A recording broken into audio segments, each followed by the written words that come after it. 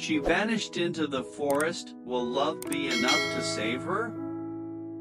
When Ly Tu Diem slips off a cliff while harvesting bamboo shoots, she finds herself trapped in a deadly jungle with a broken ankle, no signal, and no food. Facing wild animals and venomous snakes, her only hope is the man who promised to find her, CEO Toan. For 4 desperate days, he searches without rest. When all seems lost, love becomes the light that leads him to her. Subscribe now to witness a heart-stopping rescue, an unbreakable bond, and the power of never giving up on the one you love.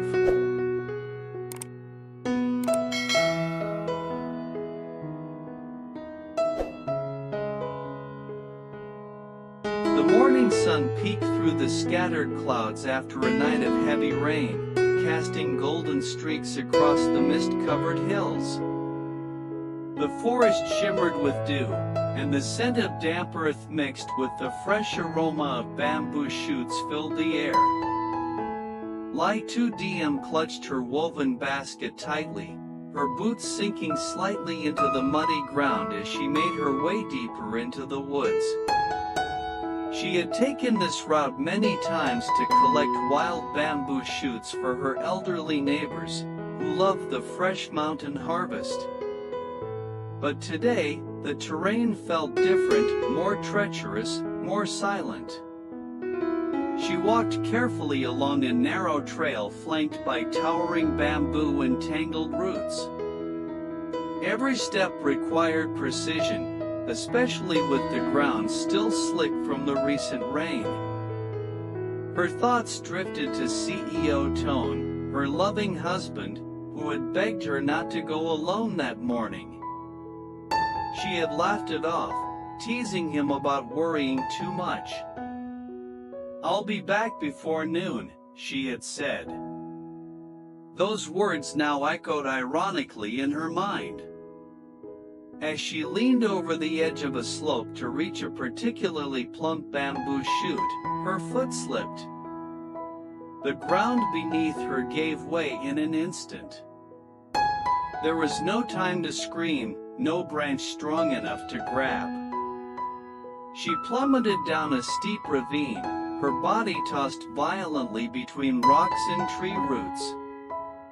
Pain exploded in her leg as she crashed onto a bed of moss and broken twigs, the world spinning in a dizzy blur.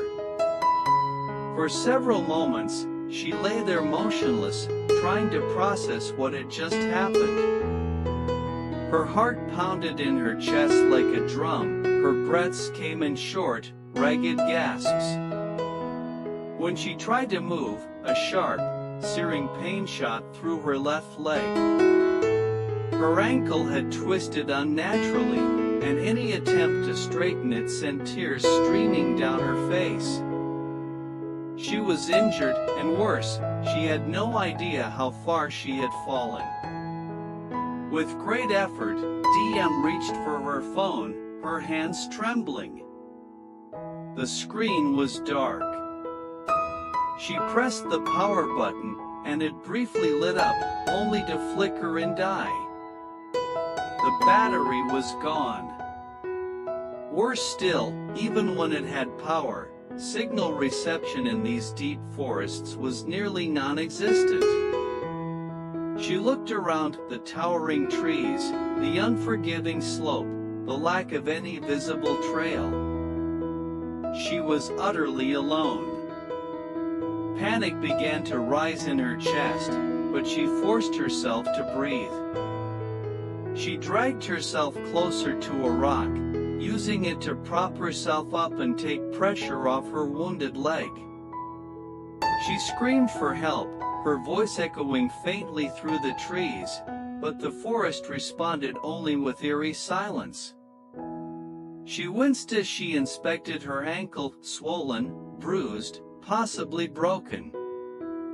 Her clothes were torn, her hands scratched and bleeding.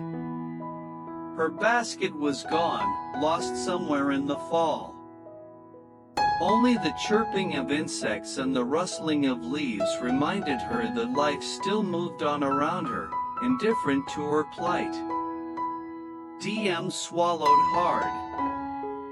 She was in trouble. Serious trouble. The forest that had once been a place of peace and beauty now loomed like a prison of shadows and uncertainty. She had no food, no water, no way to call for help. And night would fall in just a few hours. Above all, she knew one terrifying truth: if no one found her soon, she might never make it out alive.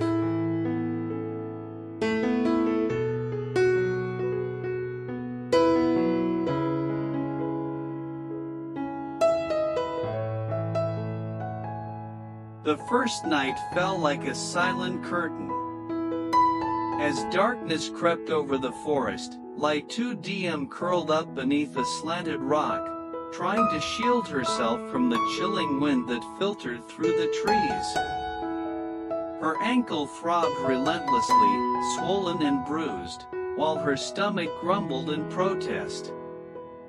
The pain and hunger were constant companions now, sharp, inescapable, and merciless. She had hoped that maybe someone would notice her missing and come looking by evening, but hours dragged by, and no voice called her name. No flashlight beams cut through the woods. Only the stars blinked above the canopy, distant, indifferent witnesses to her suffering. On the second day, Diem tried to crawl. Her body ached with every movement, and her injured leg made her efforts agonizingly slow. She reached a small patch of ferns and dug her fingers into the soil, searching for anything edible. The only thing she found was a puddle of murky rainwater caught in a large leaf. She drank it in desperate gulps, her parched throat burning with relief. Her thoughts drifted constantly to Toan. His laugh, his warm hands, the way he always kissed her forehead before she left the house. She remembered how he used to say, "If anything ever happens to you, I'll turn the world upside down to find you." Now, that promise was her anchor. She whispered his name to herself, again and again, like a prayer, "Toan, please come." But the forest did not care for promises or love. By the third night, it turned menacing. The rustling in the bushes grew louder. Twigs snapped. Something large was moving nearby. Diem froze, heart hammering. She clutched a broken branch in trembling hands, more a twig than a weapon, but the only thing she had. She remembered stories of wild boars, wolves, even the occasional tiger in these uncharted parts. Every shadow looked like a monster, every sound a predator. Then came the hiss. It was low and sharp, cutting through the silence like a blade. She turned her head slowly and saw it, a slender, glistening serpent coiled near a rock less than 2 feet away. Its tongue flicked in and out, sensing her presence. Diem didn't move. She didn't breathe. Her heart stopped. Minutes passed, or maybe hours.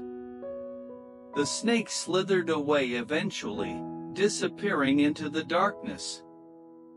Only then did she let out a gasp, her whole body shaking. Tears spilled down her dirt-streaked cheeks. She was alive, but for how much longer? She hadn't eaten in over 2 days. Her body felt weaker with each hour, her vision slightly blurred. Her lips cracked and her skin burned from dehydration. She tried to sleep, but every branch that snapped sent a surge of fear through her chest. Still, she endured. She didn't know how, but she held on barely. Each sunrise brought a sliver of hope, but each sunset pulled her closer to despair. She spoke aloud to herself, sometimes hallucinating Toan's voice in the rustling leaves. "He's looking for me. I know he is," she whispered to the trees, as if they would carry her voice to him. Somewhere deep within her, past the hunger, the fear, the pain, a flicker of will remained. A stubborn, fragile flame. She wasn't ready to die. Not here. Not like this.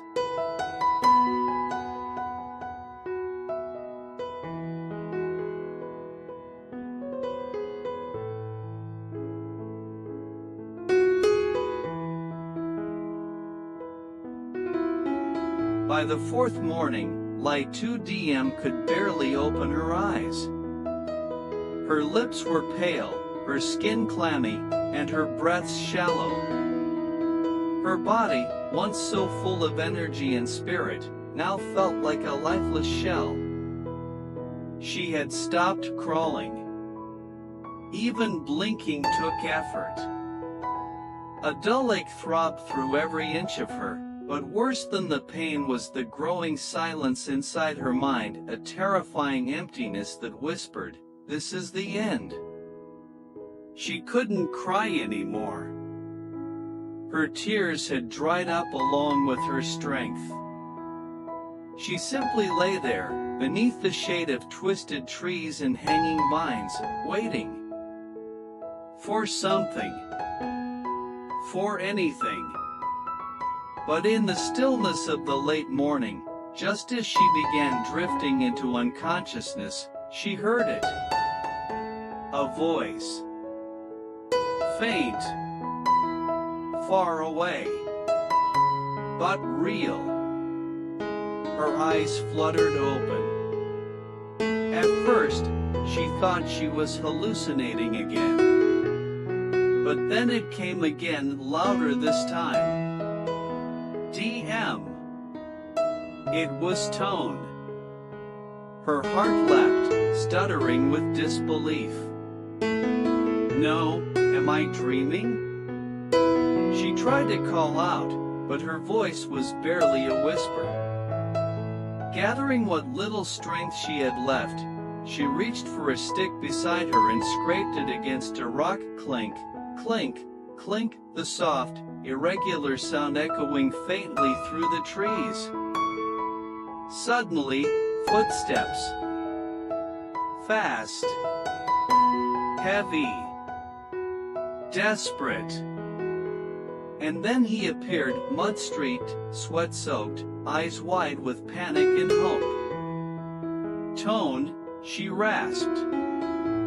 He dropped to his knees beside her. His hands trembled as they touched her dirt-covered face. His breath caught in his throat at the sight of her, pale, wounded, barely conscious. But still alive. "Oh my God." "DM," he whispered, tears already streaming down his face. "I found you. I found you." She smiled weakly, the corners of her lips cracking. "I knew you'd come." He gathered her into his arms as gently as he could, holding her like porcelain.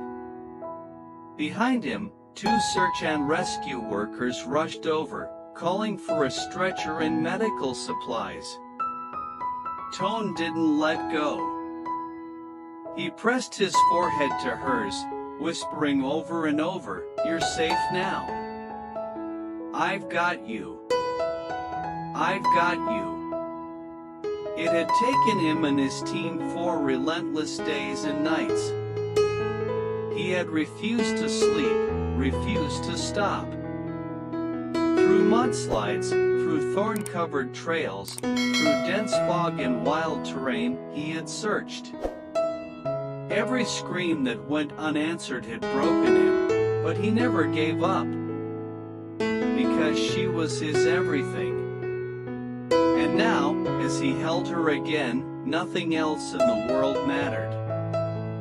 As the paramedics checked her vitals and treated her wounds, Toan stayed by her side, never letting go of her hand.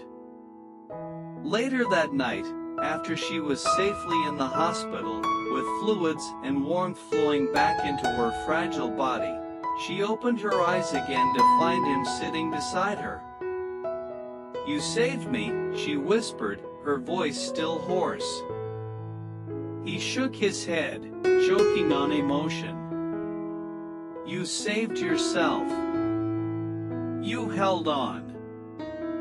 You're the bravest person I've ever known." She looked at him, her eyes glistening. "I heard you calling. That's what kept me alive." He leaned in, brushing a kiss on her forehead. "I would have searched until the end of the earth for you." In the silent hospital room, under the soft hum of machines and the glow of moonlight through the window, Ly Tu Diem closed her eyes, not in fear this time, but in peace. Because she had survived. Because love had found her. And because some promises are never broken.